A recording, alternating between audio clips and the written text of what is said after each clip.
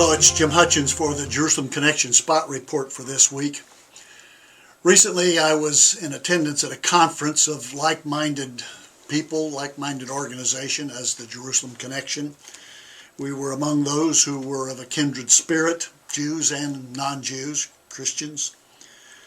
And the issue came up as to why is it that we support Israel? We love Israel, support the Jewish people. Why do we do that? Is it because Israel is a comparable democratic nation as the United States? They share some of our same values of liberty and justice, freedom, entrepreneurship. No, that's not it. That's good, but that's not why we support Israel. Is it because of the resume of accomplishments and achievements that the Jewish people have achieved over the years? The whole list of Nobel Peace Prize winners, the great advances that have been made in technology in the field of medicine alone. Is that why we support Israel? Well, those are all great things, but that's not at the heart of it.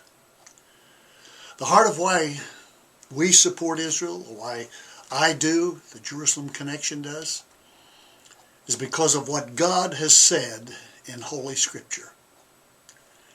God has said, for example, Isaiah chapter 2, the law will go forth from Zion, and the word of the Lord, the word of Yahweh, will go forth from Jerusalem. Jerusalem, Israel, but particularly Jerusalem, is the epicenter, historically and for eternity, of what God and where God has placed His activity, His redeeming, His saving activity, certainly. He says of Jerusalem, the prophet Isaiah says, if I forget you, O Jerusalem, let my right hand forget its cunning. Let my tongue cling to the roof of my mouth if I do not remember you and consider you my highest joy. He says, can a mother forget the child nursing at her breast, or have no compassion on the child of her womb? Though she may forget you, I will not forget you. See, I've engraved you on the palms of my hands. Your walls are ever before me. That's how God feels about Israel. God feels about Jerusalem. Is it because the Jews are more holy, more morally minded? No, as a matter of fact, God has got some harsh things about Israel, to say about Israel and about the Jewish people. Ezekiel says in Ezekiel chapter 36 that they have profaned, they have blasphemed the name of Yahweh, of God, through the centuries and throughout the world. But He has remained a loving God, and He's going to call them to Himself, certainly a remnant. Listen to what Jeremiah says. I love this in Jeremiah chapter 32, verse 40 and 41. God says, I will make an everlasting covenant with them. I will never stop doing good to them.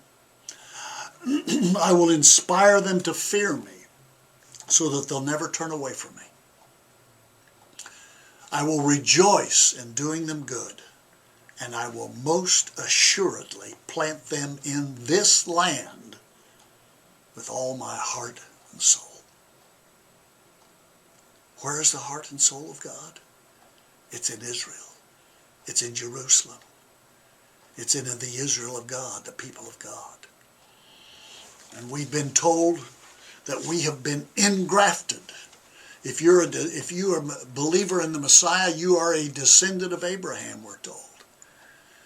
And we love to know where the heart of God is and to be able to identify with that, to be able to pursue that same passion. I will most assuredly plant them in this land with all my heart and soul. That's where the heart and soul of God is. That's where the heart and soul of mine is. Where's your heart and soul? Till next week, Od Yavo Shiloh, until Messiah comes. Shalom Aleichem.